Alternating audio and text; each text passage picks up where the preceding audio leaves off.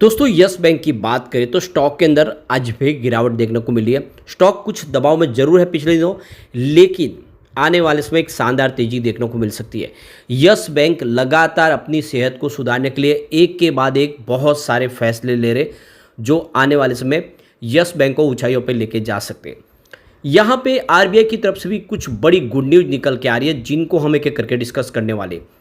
यहाँ पे जो बड़ी डील हुई है वो क्या इशारा करे, क्या बड़े फंड हाउस इस समय खरीदारी कर रहे या फिर इस समय अपना इन्वेस्टमेंट निकाल रहे।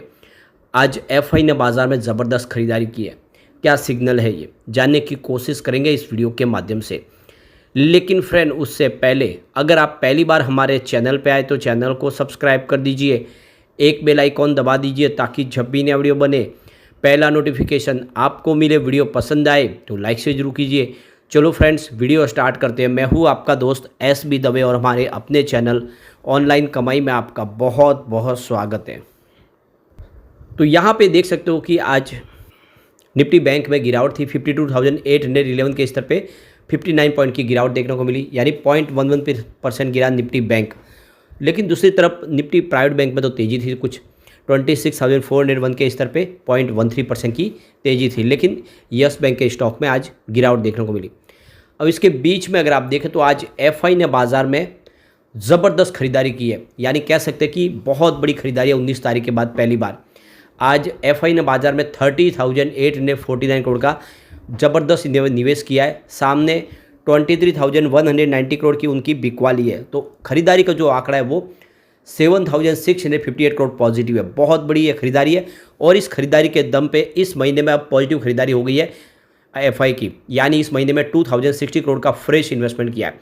तो पिछले 2-3 महीनों के बाद पहली बार एफआई बाजार में पॉजिटिव बायर बन गए और ये बाजार के लिए बहुत बड़ी खुशखबरी है, यानी फाइनली बाजार में एफआई फिर से लौट के आ गए। दूसरी तरफ आज डीआई ने कुछ प्रॉफिट बुकिंग की है। आज 26,887 करोड़ का उन्होंने फ्रेश इन्वेस्टमेंट किया, लेकिन सामने 30,493 करोड़ की उन्होंने बिकवाली की। तो उनकी जो बिकवाली है वो 3,605 करोड़ निगेटिव है। लेकिन फिर भी आज की बिकवाली के बावजूद भी इस महीने में उन्होंने बहुत ज़बरदस्त और रिकॉर्ड तोड़ खरीदारी किया। करीब 21,974 करोड़ की उन्होंने फ्रेश खरीदारी की है। तो वो तो बिल्कुल बाजार अभी इस समय बाजार में खरीदार बने हुए। आज यस बैंक की बात करें तो क्लोजिंग 23.56 पर थी, जहाँ पे 0.97% की गिरावट देखने को मिली, यानी लगभग 1% के आसपास की गिरावट थी। लेकिन इंट्राडे में देखें तो यहाँ पे कुछ समय के लिए स्टॉक ग्रीन जोन में गया था, लेकिन बड़ी तेजी नहीं बन पाई, या यूँ कह सकते हैं कि फिलहाल स्टॉक सीमित दायरे में ट्रेड कर रहा है। अब यहाँ पे जो बड़ी गुड न्यूज निकल के आ रहे, हमारे आरबीआई के गवर्नर शक्तिकांत दास ने Bombay chambers of commerce and industries की 188वीं जो एनुअल जनरल मीटिंग थी उसमें एक बड़ा उन्होंने ऐलान किया है। उनका कहना है कि भारत अपने विकास के रास्ते पर बड़े बदलाव की दहलीज पर है और भारत की जीडीपी दर लगातार 8% की रफ्तार से भाग रही है और हमने दुनिया की बड़ी इकोनॉमियों को पीछे पछाड़ दिया है और विकास की दर गति ऐसे ही आगे बढ़ने बनी हुई है। आरबीआई गवर्नर ने कहा है कि फिलहाल हमें एक मजबूत विकास गति दिखाई दे रही है। फाइनेंशियल ईयर 2023-24 में भी हमने 8% की ज़्यादा से जो रफ्तार है उसको बना के रखा है और देख सकते हो कि आने वाले समय भी इसी तरह से हमारी ग्रोथ बनी रहेगी। तो यहाँ पे आरबीआई गवर्नर ने इकोनॉमिक ग्रोथ और महंगाई को लेकर काफ़ी अच्छी गुड न्यूज़ दी है। उनका कहना है कि आम जनता को महंगाई से बहुत जल्द राहत मिल सकती है। उनका कहना है कि वो इकोनॉमी और देश की महंगाई को लेकर इस समय काफ़ी पॉजिटिव है और आरबीआई गवर्नर को उम्मीद है कि जल्द ही दोनों मोर्चों पे भारत बेहतर करके दिखाएगा। तो कुल मिला के यहाँ पे बहुत अच्छी गुड न्यूज़ है इस समय इंडिया के लिए। आरबीआई गवर्नर ने कहा फिलहाल एक मजबूत विकास गति दिखाई दे रही है। फाइनेंशियल ईयर 2023-24 में भी हमने 8% ज़्यादा की रफ्तार बना के रखी हुई है और आने वाले समय भी अनुमान के मुताबिक ही संभावना दिख रही है। यानी इस समय आप देखें तो पॉजिटिव संभावना ये है कि ग्रामीण इलाकों में भी खपत बढ़ रही है और जिससे एक जो परचेसिंग पावर लोगों की बढ़ रही है। तो आरबीआई गवर्नर ने कहा है कि आने वाले समय इसका असर पॉजिटिव होगा। साथ में जो जीएसटी लाई गई थी उसका पॉजिटिव इफेक्ट बाजार में देखने को मिल रहा है। हमें मैन्युफैक्चरिंग, सर्विस, एक्सपोर्ट और एग्रीकल्चर सेक्टर का विकास करना होगा। एग्रीकल्चर सेक्टर में बहुत काम हुआ है मगर अभी इसमें बहुत कुछ किया जाना बाकी है।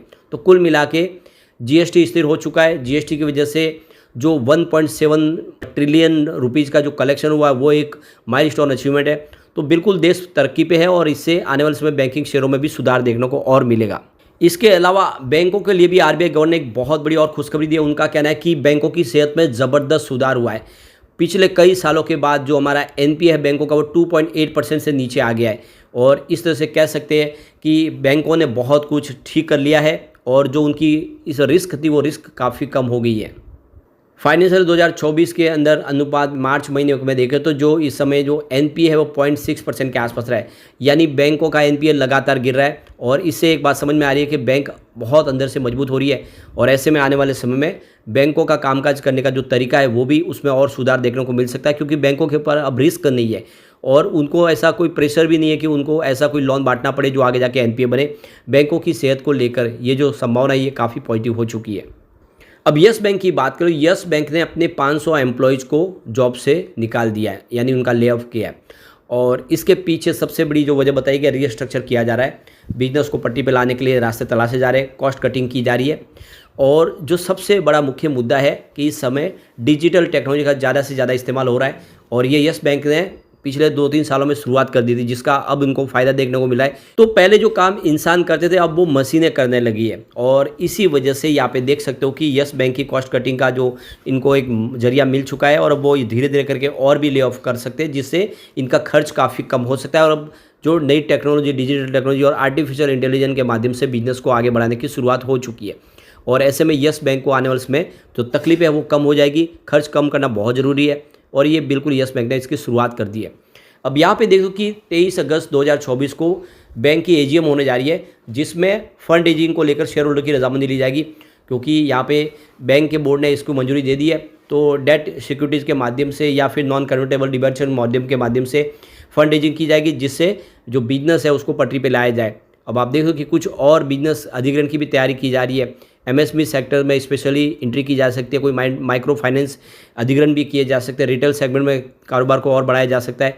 तो आने वाले समय कुछ और प्रोडक्ट भी लॉन्च किए जाएंगे, जिसलिए यस बैंक ने अब तैयारी कर ली है। तो कुल मिला के देख सकते हो कि यस बैंक के आने वाले समय जो राह है वो आसान दिखाई दे रही है। इस बार रिजल्ट है बेहतर आने की उम्मीद है। पिछला रिजल्ट भी काफ़ी बेहतर था। आप देख सकते हो कि जो नेट प्रॉफिट था वो उसमें 123.23% की ज़बरदस्त जंप देखने को मिली थी क्वार्टर 4 में, जो 451.89 करोड़ के आसपास था। पिछले साल सेम क्वार्टर में देखें तो 202.43 करोड़ के आसपास ही था। इसके अलावा जो इनकम है उसमें भी 24.87% की ज़बरदस्त जंप देखने को मिली थी, जो 9015.77 करोड़ के आसपास रहा था।